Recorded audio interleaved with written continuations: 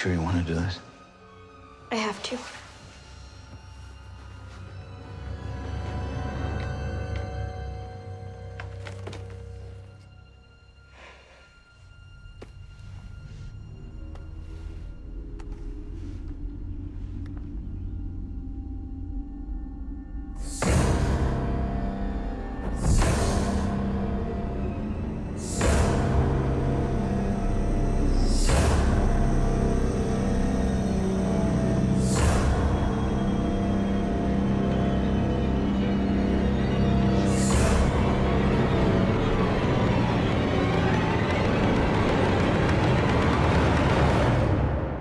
I-95.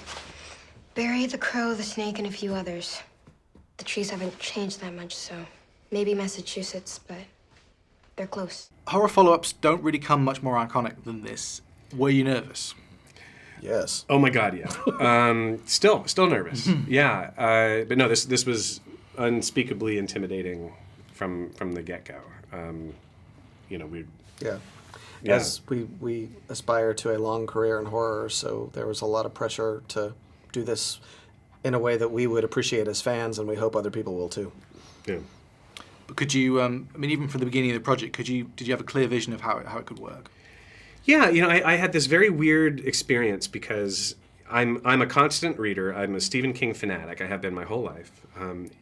But one of the first horror movies that I ever saw was Kubrick's The Shining, and it changed the way I thought of horror movies forever.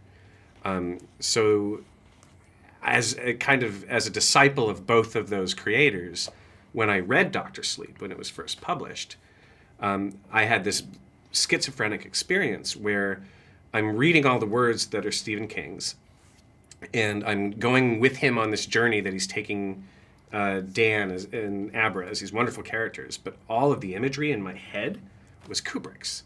So I was already having this kind of really fascinating experience of going through a very quintessential Stephen King story in the visual language of Stanley Kubrick. And so I knew it was possible. I knew that the film could function that way because that's how my experience of reading the book went. It was never going to be easy, though. And I think kind of from the start, we were both really scared of it. Appropriately scared, I think. How was working with Stephen? Because if there's one thing he knows about, it's being adapted. Well, and he's gotten really philosophical about it in that he put it to us when we brought the finished movie to show him, which was surreal. He said, look, I win either way. If the movie's bad, people say, well, the book was better. And if the movie's good, they say, of course it's good. It's based on a good book. So he wins no matter what.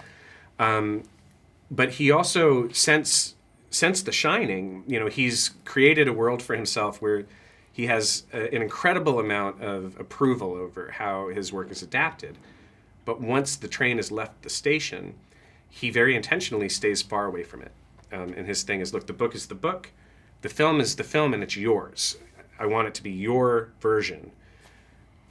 He will not interfere. He's not over your shoulder. He's not trying to influence it at all. The trade-off is that when the film is finished, he has to see it. And when he sees it, he's not going to be shy about what he thinks, which is what happened to Kubrick. I don't feel like we worked with him so much, as he allowed us to make it. And then, fortunately, and much to my relief, he really liked it. We kept him close the whole time, but, it is his choice. Yeah. Mm-hmm. And how was it with you and with Kylie? Because obviously she's a hell of a fan. She's incredible. It's great, yeah.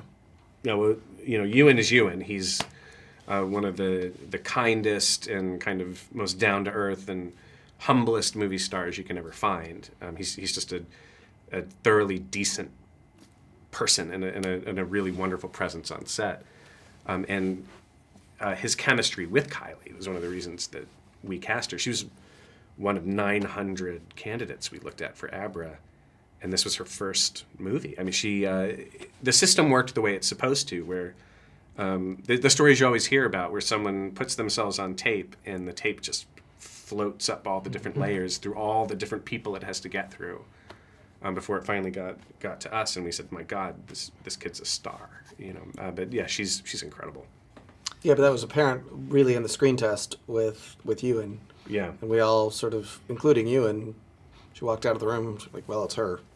Yeah, as soon as the door shut, he was like, "It's clearly that one, right?" And I was like, yes. Yeah, that's her.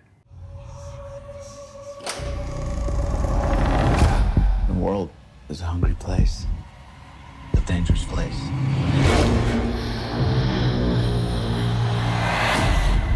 These people, they hurt people like us. These empty devils, they'll eat what shines. And they've noticed that little girl. Wow, hi there. Get out of my head! Get out! I haven't felt power like that in so long. They're coming. Where are we going? There's a place.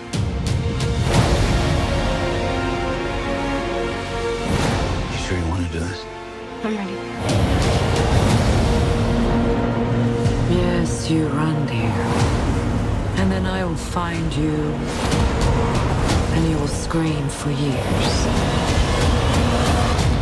Come and play with us forever and ever.